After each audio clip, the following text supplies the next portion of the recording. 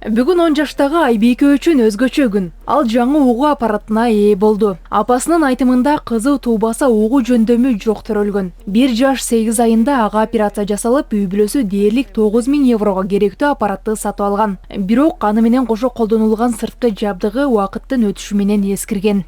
Бүгүн ошол көптөн күткөн аппаратыбызды күтүп атабыз. Буйруса, мындан дагы жакшы сүйлөп угуп кетет деп ишеничибиз чоң. Мамлекетке жана Укум келет фондуна аябай терең ыраазычылыгыбызды билдиребиз.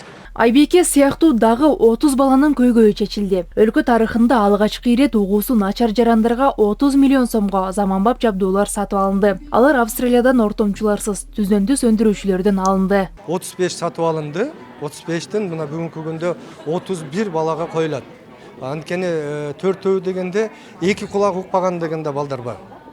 Аларга 2ден коюлат. Ошон үчүн 31 балага коюлат. Мындай бир процессордун баасы дээрлик 1 миллион сом. Ошондуктан аны ар бир үй бүлө өз каражатына сатып ала албайт. Жабдуулар ар бир адамдын өзгөчөлүгү эске алынуу менен орнотулуп жөндөлөт. Аларга 5 жылга чейин кепилдик берилет. Сапаты жогору, сууда да бузулбайт. Бул дагы ошо биздин өлкөбүз үчүн чоң жетишкендик. Ошол эле иш-чара биздин министр тараптан дагы эмки жылдагы ушул ишти улантуу максатында азыр ар кандай механизмдерди иштөө үстүндөбүз.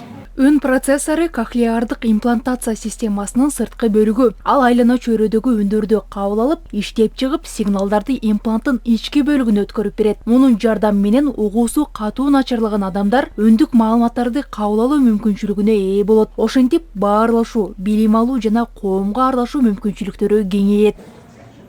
Бермити Шункулова, Абдыкадыр Турсунбай уулу, ЛТР, Бишкек.